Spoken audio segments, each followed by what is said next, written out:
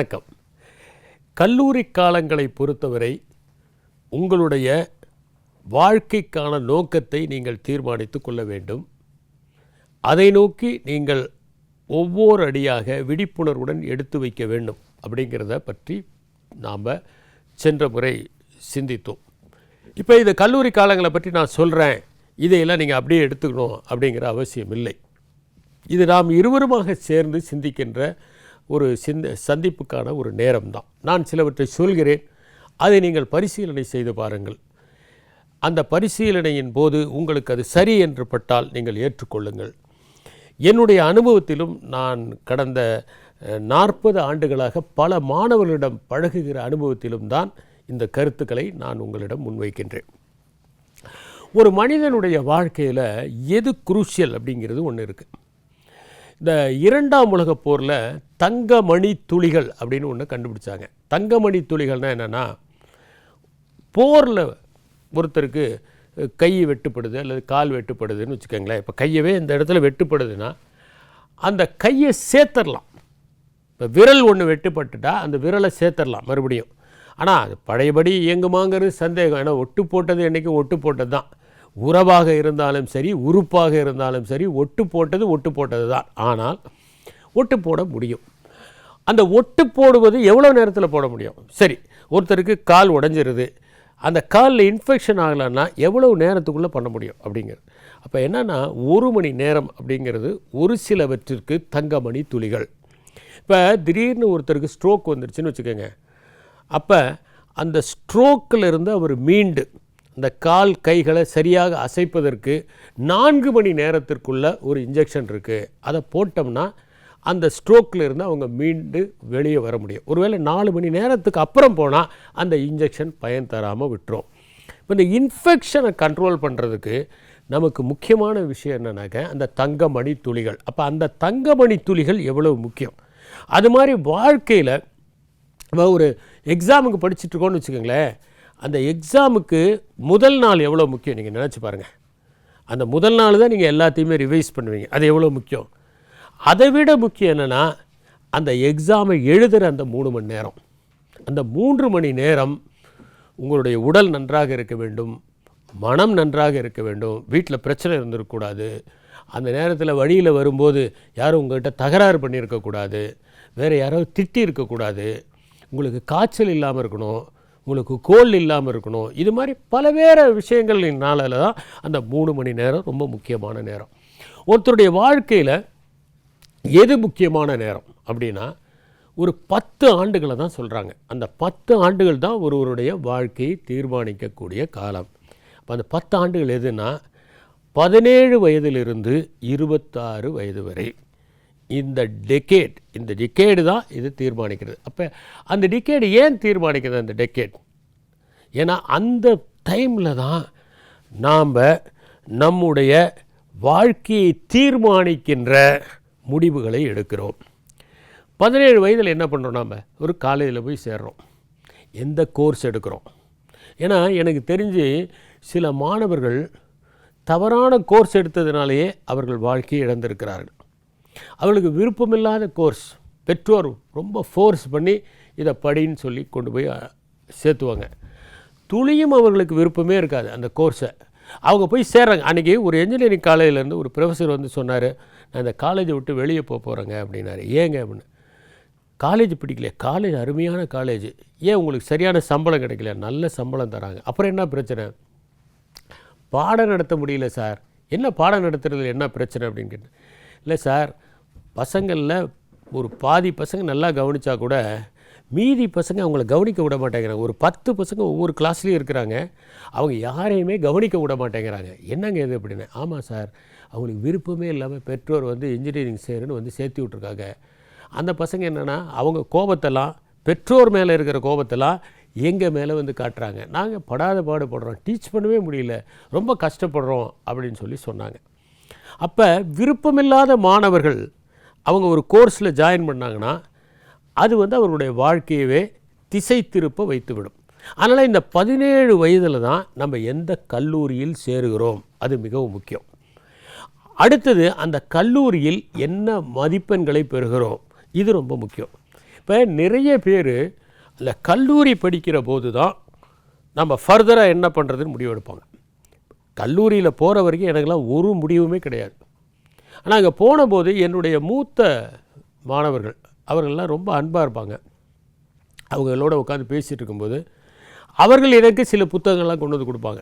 இந்த புத்தகத்தை படிங்க, இது ரொம்ப நல்ல புத்தகம், இதை படிச்சிங்கன்னா உங்களுக்கு யூஸ்ஃபுல்லாக இருக்கும். அது மாதிரி சில புத்தகங்களை கொண்டு வந்து கொடுப்பாங்க. சில ப்ரொஃபஸர்ஸ் இருப்பாங்க, அவங்க என்ன பண்ணுவாங்கன்னா சில புத்தகங்களை கொண்டு வந்து கொடுத்து இந்த கவிதை புத்தகங்களை படிங்க, இந்த கதை புத்தகங்களை படிங்க அப்படின்னு சொல்லி கொடுப்பாங்க. இந்த அன்னியன் அப்படின்னு ஒரு புத்தகம், அவுட் சைடர் அப்படின்னு சொல்லிட்டு, அந்த புத்தகத்தை எனக்கு அப்போ தான் கொடுத்து இதை படிங்க அப்படின்னு சொல்லி ஒருத்தர் கொடுத்தாரு. இது மாதிரி புத்தகங்களை கொடுத்து படிக்க வைப்பதை அந்த மூத்த மாணவர்கள் செய்தார்கள். அந்த நண்பர்கள் என்ன பண்ணாங்கன்னா, இதை பாரு, நீ இப்போ ஏதாவது ஒரு காம்படிட்டிவ் எக்ஸாமுக்கு ப்ரிப்பேர் பண்ணு, ஜென்ரல் ஸ்டடீஸை இம்ப்ரூவ் பண்ணிக்க, இந்த மாதிரி பண்ணிக்க, இந்த மாதிரி பேசு, இந்த மாதிரி மேடையில் பேசு, இந்த கருத்துக்களை பேசு அப்படின்லாம் என்கிட்ட சொல்லுவாங்க. அப்போ காலேஜ் போகிற வரைக்கும் என்னென்னா, பிஎஸ்சி அக்ரி படிக்கணும், எம்எஸ்சி அக்ரி படிக்கணும், பிஹெச்டி படிக்கணும், காலேஜில் வந்து ஒரு அசிஸ்டன்ட் ப்ரொஃபஸராக வேலையில் சேரணும் அப்படிங்கிறது தான் என்னுடைய நோக்கம். நான் அங்கே போன பிறகு என்னாச்சுன்னா கம்ப்ளீட்டாக மாறி போச்சு. அப்போ சிவில் சர்வீசஸ் எழுதணும் அப்படிங்கிற எண்ணம் எனக்கு ஏற்பட்டது. அது அடுத்த கட்டத்தில் என்னுடைய பயணத்தை தீர்மானிக்கக்கூடியதாக இருந்தது. அப்போ கல்லூரி வாழ்க்கையில் என்னென்னா, நான் நிறைய பேரை பார்த்தேன். என்னுடைய கல்லூரியில் படித்த சில மாணவர்கள் தேர்ட் இயர்லேருந்தே படிக்க ஆரம்பிச்சிருவாங்க. எப்போ பார்த்தாலும் மெஸ்ஸுக்கு வரும்போது கூட ஒரு ஜென்ரல் ஸ்டடீஸ் புக்கு எடுத்துகிட்டு வருவாங்க. அப்போ எனக்கு ஜென்ரல் ஸ்டடீஸ்லாம் ஒன்றும் தெரியாது. நான் நியூஸ் பேப்பர் படிப்பேன், சில மேகசின்ஸ் படிப்பேன், அவ்வளோதான். ஜென்ரல் ஸ்டடீஸ் புக்கெல்லாம் எடுத்துகிட்டு வருவாங்க. இது எதுக்கு சார் அப்படின்னா, இது சிவில் சர்வீசஸ் எழுதுறதுக்கு. அப்போ சிவில் சர்வீசஸ்னால் என்னான்னு கூட எனக்கு தெரியாது. அப்புறம் அவங்களே சொல்லுவாங்க இந்த ஐஏஎஸ் ஐபிஎஸ்க்கெலாம் அப்படின்ட்டு. அப்படி படிப்பாங்க, அவங்க எழுதுனாங்க, அவங்க கிளியர் பண்ணாங்க. அப்போ என்னென்னா, நம்ம கண்ணு முன்னாடி நம்ம பார்த்த ஒரு மனிதர் வெற்றி பெற்றதை நம்ம சந்திக்கிறோம். அப்போ நாமளும் வெற்றி பெறலாம், நாமளும் முயற்சி பண்ணலாம், நாமளும் படிக்கலாம் அப்படிங்கிற எண்ணம்லாம் வருது இல்லையா? இதை கற்றுக் கொடுத்தது எனக்கு கல்லூரி. ஆகவே என்னென்னா, கல்லூரியில் தான் நம்முடைய அந்த 17லேருந்து 26 வயதுக்குள்ளே தான் நம்ம என்ன பண்ணுறோம்னா, நம்முடைய இலக்கை நம்ம தீர்மானிக்கிறோம். இது இலக்கு தான். நோக்கம்னா என்ன, இலக்குனா என்னங்கிறத பற்றி பின்னாடி நம்ம பேசுவோம். ஆனால் இது ஒரு இலக்கு. நாம் குடிமைப்பணி தேர்வு எழுத வேண்டும் என்கிற ஒரு இலக்கு. ரெண்டாவது, கல்லூரியில் போனபோது தான், இந்த ஸ்கூலில் இருக்கும்போதெல்லாம் படிப்போம், புத்தகங்கள் படிப்போம். என்ன காமிக்ஸ் படிப்போம், கதை புத்தகங்கள் படிப்போம். இப்போ வந்து பொன்னியின் செல்வன் படிப்போம், சிவகாமியின் சபதம் படிப்போம், பார்த்திபன் கனவு படிப்போம், அப்புறம் மூவாவனுடைய சில புத்தகங்கள் படிப்போம், சில கதை புத்தகங்கள் படிப்போம். இது மாதிரி படிப்போம். கல்லூரி போன பிறகு தான் தேர்ந்தெடுத்து புத்தகங்கள் படிக்கணும் அப்படிங்கிற ஒரு எண்ணம் எனக்கு ஏற்பட்டது. என்னென்னா, இந்த அப்போ தான் இந்த நியூ செஞ்சுரி புக் ஹவுஸில் பார்த்திங்கன்னா அந்த முன்னேற்ற பதிப்பகத்தினுடைய புத்தகங்கள்லாம் கொண்டு வந்து சேல் பண்ணுவாங்க. 50 பைசா, ₹1, ₹1.5 அந்த மாதிரி புத்தகங்கள் இருக்கும். பளபளன்னு இருக்கும். அந்த தாளெல்லாம் வெள்ளைத்தாள் பளிங்கு மாதிரி இருக்கும். அட்டை அப்படியே மின்னும். அதுக்குள்ளே புத்தகங்கள் நம்ம கையில் வந்து ஒரு ₹20, ₹25 இருந்ததுன்னா கை நிறைய புத்தகங்கள் வாங்குவோம். அதெல்லாம் அப்படியே அள்ளிக்கிட்டு வருவோம். படிப்போம், புரியுதோ இல்லையோ படிப்போம் அப்படின்னு. அப்படி புரியுதோ இல்லையோ படிக்கும்போது பார்த்திங்கன்னா நல்ல கிளாசிக்ஸ், டால்ஸ்டாயினுடைய சிறுகதைகள், டால்ஸ்டாயினுடைய வார் அண்ட் பீஸ், இது மாதிரி புத்தகங்கள்லாம் கிடைக்கும். கார்கியினுடைய தாய் இப்போ எனக்கு ஞாபகத்தில் இருக்குது. புயற்பறவை அப்படின்னு ஒரு சிறுகதை எழுதியிருப்பார் கார்கி. ஒரு புயற்பறவை வந்து புயல் பயங்கரமாக அடிச்சுக்கிட்டு இருக்கு.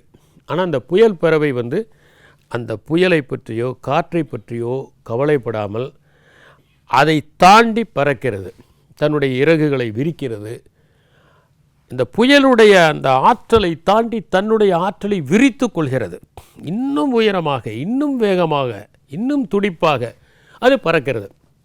இதை படிக்கும்போது தான் நமக்கு என்ன தோணுன்னா, நிறைய நேரங்களில் நமக்கு எதிர்ப்புகள் வரும், தடைகள் வரும், பிரச்சனைகள் வரும். ஆனால் இந்த பிரச்சனைகளை தாண்டி நம்ம இன்னும் உயரமாக பறக்கணும், இன்னும் சாதிக்கணும். இந்த தடைகள் நம்மை குறுக்கி விடக்கூடாது, தடுத்து விடக்கூடாது. இந்த தடை வர வர தான் நம்ம இன்னும் வேகமாக போகணும். நான் சின்ன வயசில் ஒரு பாடல், ஒரு சாமிநாதன் அப்படின்னு எனக்கு ஒரு தமிழ் ஆசிரியர் இருந்தார். எங்கள் வீட்டு பக்கத்துலேயே இருந்தார். அவங்க அப்பா தான் வந்து சாக்கு கணபதி ஐயர். இந்த சாக்கு கணபதி ஐயர் இருக்கார், அவர் வந்து ஒரு மிகப்பெரிய தமிழறிஞர். தன்னுடைய மகனுக்கு வந்து ஊவேசாவினுடைய பெயரை, ஏன்னா ஊவேசா மேலே அவ்வளோ ஒரு மரியாதை வச்சுருந்தார். இவரும் கீவா ஜாவும் 2 பேருமே ஊவேசாவினுடைய மாணவர்கள். அதனால் தன்னுடைய மகனுக்கு சாமிநாதன் சொல்லி பேர் வச்சார். சாக்கு கணபதியை நிறைய எழுதுவார். அவர் எனக்கு கொஞ்ச நாள் தமிழ் சொல்லி கொடுத்தார். அப்படி சொல்லி கொடுக்கும்போது 2 விஷயங்களை எனக்கு சொன்னார். என்னென்னா, நல்லார் ஒருவர் உளரேல் அவர் பொருட்டு எல்லோருக்கும் பெய்யும் மழை அப்படின்னு சொல்லிட்டு நாம் படிக்கிறோம் இல்லையா. அவர் சொன்னார், இது சரியில்லை. ஆக்சுவலாக உண்மை என்னென்னா, நல்லார் ஒருவர் பொருட்டு எல்லாருக்கும் பெய்யும் மழை, எல்லோருக்கும் இல்லை. ஏன்னா நல்லார் எல்லாரும், அப்போ எல்லாருக்கும் பெய்யும் மழை தான் கரெக்டு, எல்லோருக்கும் பெய்யும் மழை தவறு அப்படின்னு சொல்லி சொன்னார். இன்னொன்று சொன்னார், செயற்கரிய செய்வார் பெரியர், சிறியர் செயற்கரிய செய்கலாதார் அப்படின்னு வருது. அதுதான் செய்யறதுக்கு சாமானியமில்லாத விஷயத்தை வந்து பெரியவங்க செய்வாங்கன்னா சிறியவங்க செய்ய மாட்டாங்கங்கிறது அது சரியான குரலாக கிடையாது. ஆக்சுவலி அது என்ன இருக்கணும்னா, செயற்கரிய செய்வர் பெரியர், சிறியர் செயற்கரிய இல்லை செயற்குரிய, அவங்க செய்ய வேண்டியதே செய்ய மாட்டாங்க, செயற்குரிய செய்கலாதார் அப்படின்னு சொல்லி சொன்னார். அப்போ அவர் ஊருக்கெலாம் போயிடுவார். அப்போ நாங்கள் சின்ன பசங்க அந்த ஸ்கூலில் படிச்சுட்டு இருந்தோம். அப்போ எங்களை போய் அங்கே பாதுகாப்புக்காக இரவு நேரத்தில் படுக்க சொல்லுவாங்க. போனால் நிறைய புத்தகங்கள் அவங்க வீட்டில் இருக்கும். அந்த புத்தகங்களில் ஒன்று எடுத்து படிக்கும்போது அதில் அற்புதமான ஒரு கவிதை இருந்தது. என்னென்னா, தட்ட தட்ட பந்துமே தாவி தாவி குதிக்குமே, வெட்ட வெட்ட வாழையும் விரைந்து விரைந்து வளருமே. அருமையான ஒரு பாட்டு. என்னென்னா, தடைகள் வர வரத்தான் நாம் முன்னேற்றம் பண்ணணும். அதுக்கு என்னென்னா, அதுக்கு தான் வந்து என்னென்னா அச்சீவ்மெண்ட் மோட்டிவேஷன் அப்படிங்கிற ஒரு கான்செப்டை மேனேஜ்மெண்ட் சொல்லுது. அதை வந்து ஒரு சுருக்கமான ஒரு சின்ன பாட்டில், ஒரு ரைமிங்காக வரக்கூடிய பாட்டில் சொல்லிட்டாங்க. தட்ட தட்ட பந்துமே, நீங்கள் தட்ட தட்ட அது தாவி தாவி குதிக்குது இல்லையா பந்து, அப்படி நாம் நம்முடைய தடைகளை தாண்டி வரணுங்கிறதா அச்சீவ்மெண்ட் மோட்டிவேஷன். அதை எப்போவுமே சொல்லுவாங்க மேனேஜ்மெண்ட்டில். என்னென்னா, நீ ஒரு உயர்ந்த இலக்கை தீர்மானிச்சுக்க, சாதாரண இலக்கை தீர்மானிக்காத. சாதாரண இலக்கு நீ அடைஞ்சிடலாம், உயரமான இலக்கை தீர்மானித்து அதை நோக்கி நீங்கள் வந்து போய்கிட்டே இருந்தால் தான் நீங்கள் வந்து வெற்றி அடைய முடியும் அப்படிங்கிறதான் ஒன்று. இந்த ஃபாஸ்பெரி ஃப்ளாப் அப்படின்னு ஒன்று ஹை ஜம்பில் ஒன்று. அந்த ஹை ஜம்பில் ஃபாஸ்பெரி ஃப்ளாப் எப்படின்னா, எல்லோரும் அந்த காலத்தில் என்ன பண்ணுவாங்கன்னா, ஓடி காலை தான் இப்படி எட்டி குச்சி கீழே குதிப்பாங்க. இந்த ஃபாஸ்பெரி நிறைய ட்ரை பண்ணார், அவரால் அதை அடைய முடியல. அப்போ என்ன பண்ணார்னா, மாற்றி நம்ம ட்ரை பண்ணி பார்க்கலாம் அப்படின்னு சொல்லிட்டு காலை முதல்ல வைக்கிறதுக்கு பதிலாக அவர் என்ன பண்ணார்னா, முதல்ல தலையை முன்னே வச்சு இப்படி தாக ஆரம்பித்தார். அப்போ என்ன ஆகுதுன்னா, அந்த சென்டர் ஆஃப் கிராவிட்டி ஷிஃப்ட் ஆகுது. அதனால் என்னாச்சுன்னா, இன்னும் உயரமாக ஜம்ப் பண்ண முடிஞ்சு அவரால் மெடலை வின் பண்ண முடிஞ்சு. இன்றைக்கி பாருங்கள், ஹை ஜம்ப் தாவறவங்க எல்லாருமே பாருங்கள், யாருமே காலை வச்சு தாண்ட மாட்டாங்க, தலையை தான் ஃபஸ்ட்டு வச்சு தாண்டுவாங்க. இது ஒரு இனோவேஷன். ஏன்னா உயரமாக அடைய வேண்டும், அதுதான் ஒரு அச்சீவ்மெண்ட் மோட்டிவேஷன். அப்போ இந்த 17 வயதிலிருந்து 26 வயது வரை நீங்கள் படிக்கிற புத்தகங்கள், உங்களுக்கு குவாலிட்டி வேர்ல்டை பற்றி பேச போகிறேன். அதுக்கு முன்னாடி என்ன சொல்கிறேன்னா, நீங்கள் எந்த மாதிரி புத்தகங்களை படிக்கிறீர்கள், எந்த மாதிரி நண்பர்கள். இப்போ கல்லூரியில் வந்து நுழைஞ்ச உடனே நான் பார்த்துருக்கேன், ரொம்ப இன்னசென்ட்டாக சில பசங்க இருப்பாங்க, ரொம்ப இன்னசென்ட். அவங்கள மாதிரி பசங்களே பார்க்க முடியாது. வீட்டில் வந்து எந்த ஒரு சின்ன ஒரு பிரச்சனையும் இருந்திருக்காது, கடைக்கு கூட அனுப்ப மாட்டாங்க, அவங்களே எல்லாம் வாங்கிட்டு வருவாங்க, பசங்களை படிக்க வைப்பாங்க, தயார் பண்ணுவாங்க, சாயந்தரம் வந்தால் எல்லாம் ஏற்பாடு பண்ணுவாங்க, அப்பா அம்மாவே பேகை ரெடி பண்ணுவாங்க, எல்லாம் பண்ணுவாங்க, பொத்தி பொத்தி வளர்த்துருப்பாங்க. ரொம்ப இன்னசென்ட்டாக, முகத்தை பார்த்தாலே பால்வடி முகம்ங்கிற மாதிரி இருக்கும். அந்த பையன் வருவான், அவன் ஒரு 2-3 பேர்கிட்ட சேருவான். அவன் யார்கிட்ட சேர்றான்னு பார்த்தீங்கன்னா, அவன் நல்லவங்ககிட்ட சேர்ந்தானா அவனுக்கு ஒன்றும் பிரச்சனை இருக்காது. சில பேர் பார்த்திங்கன்னா ட்ரக் அடிக்ட்ஸ் இருப்பாங்க. எங்கள் காலேஜில் நான் பார்த்துருக்கேன், ரொம்ப இன்னசென்ட்டாக வந்து ரேகிங் டைமில் சில சீனியர்ஸ், அவன் மோசமான சீனியர்ஸ் கையில் மாற்றி, அதுக்கப்புறம் அது ஒரு த்ரில்லிங்காக, ஏன்னா இத்தனை நாள் அவன் அனுபவிக்கல பாருங்கள், ஒரு த்ரில்லிங்காக, எதுவுமே தெரியாது, ஒரு வெற்று பலகையாக அவன் வரான். பார்த்திங்கன்னா கடைசியில் அவன் ஒன்றுமே இல்லாமல் போய் அவன் சப்ளிமெண்ட்ரி ஸ்டூடெண்ட் ஆகி அரியர்ஸ் வச்சு ஒன்றுமே இல்லாமல் எல்லா கெட்ட பழக்கமும் அவனுக்கு வர மாதிரி இளம் வயதிலே செத்து போகிறத பார்க்குறேன்.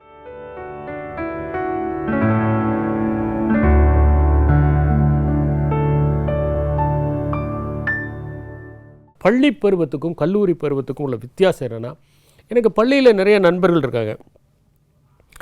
சேலம் போனால் அவங்கள சந்திப்பது உண்டு, ஆனால் பெரிய அளவில் அவர்களோட தொடர்பு இல்லை.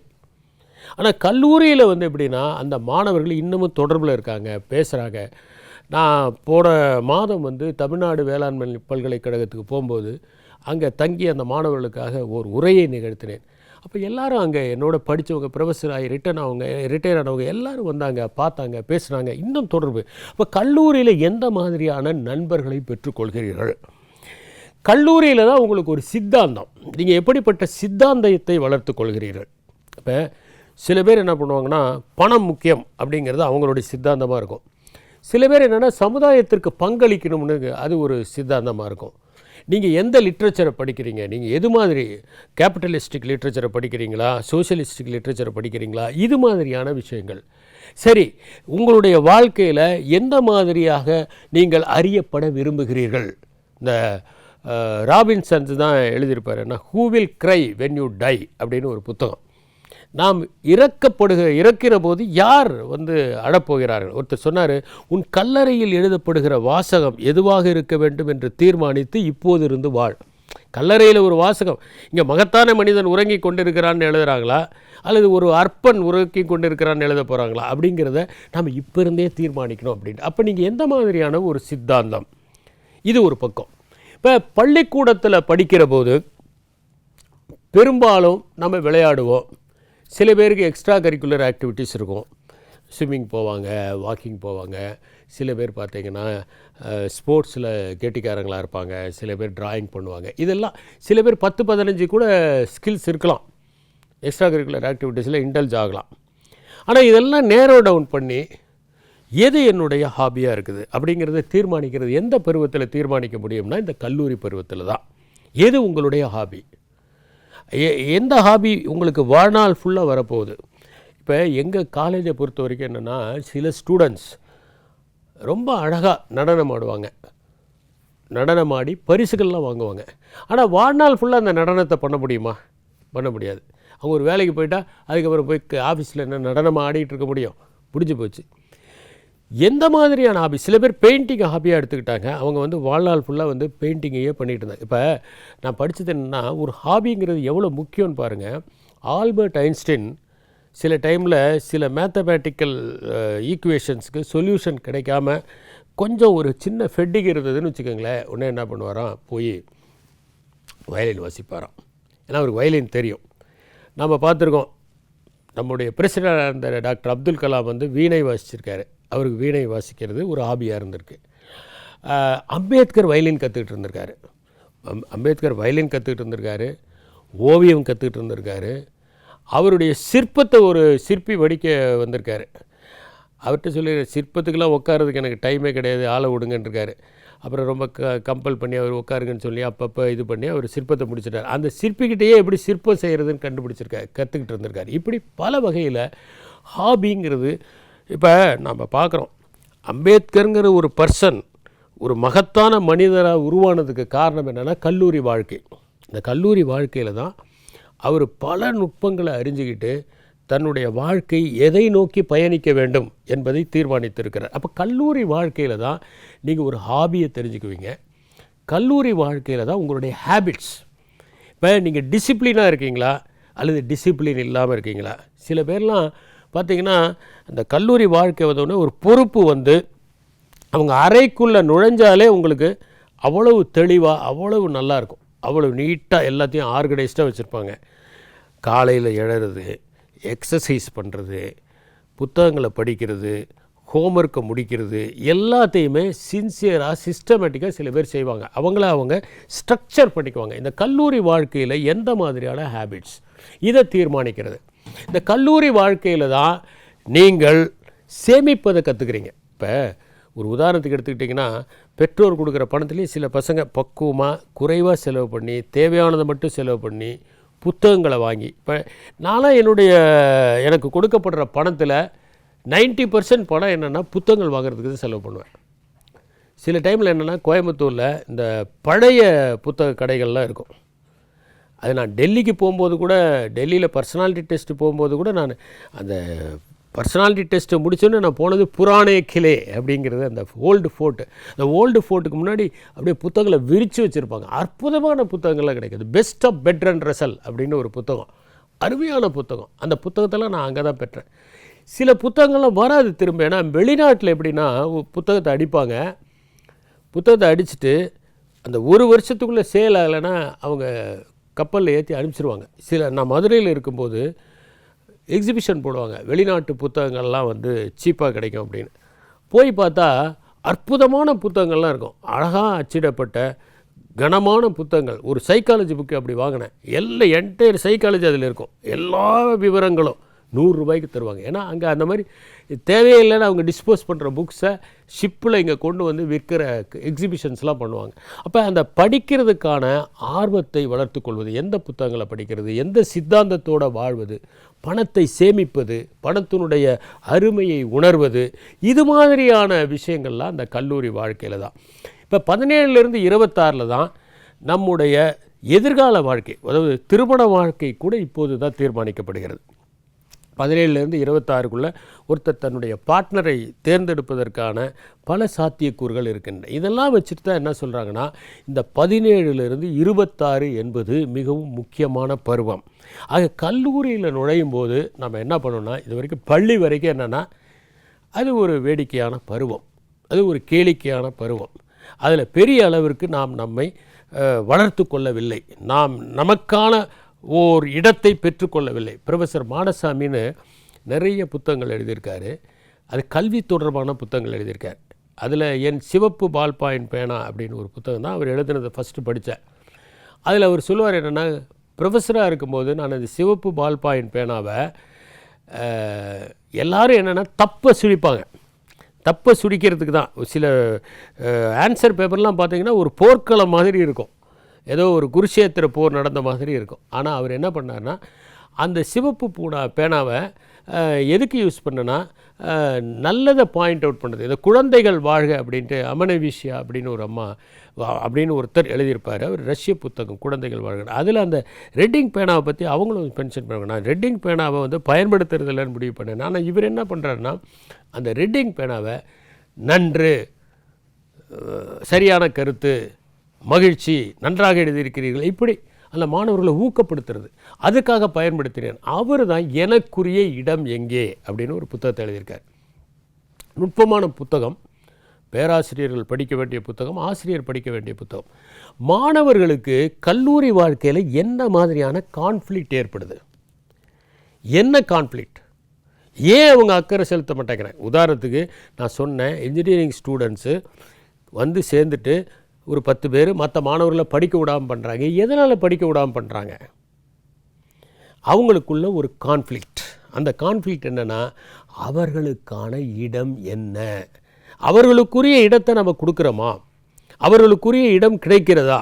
அப்போ நாம் என்ன பண்ணணும்னா, நமக்கான இடம் என்ன என்பதை நாம் தெரிந்து கொள்ள வேண்டும். அப்போ கல்லூரி வாழ்க்கையில் தான் இந்த சொசைட்டியில் நமக்கான இடம் என்ன, இந்த நாட்டில் நமக்கான இடம் என்ன அப்படிங்கிறத தீர்மானிக்கணும். நமக்கான இடத்தை தீர்மானிப்பது இந்த கல்லூரி. ஆக 17லிருந்து 26 வயதுக்குள் நீங்கள் படிப்பது, நீங்கள் வாசிப்பது, நீங்கள் சந்திப்பது, நீங்கள் தீர்மானிப்பது, நீங்கள் வகுத்து கொள்வது, நீங்கள் செலவழிப்பது, நீங்கள் முக்கியமாக நினைப்பது, இவை எல்லாம் உங்களுடைய வாழ்க்கையை தீர்மானிக்கப் போகின்றவை. தேர்வு மட்டும்தான் முக்கியம் அப்படின்னு நினச்சி நாம் பணியாற்றிகிட்டு இருந்தோம்.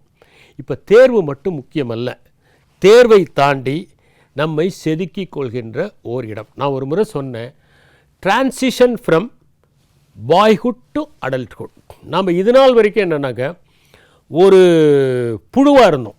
புழு எப்படி இருக்கும், செடியில் இலைகள்லாம் சாப்பிடும், அந்த புழுவாக இருந்தோம்.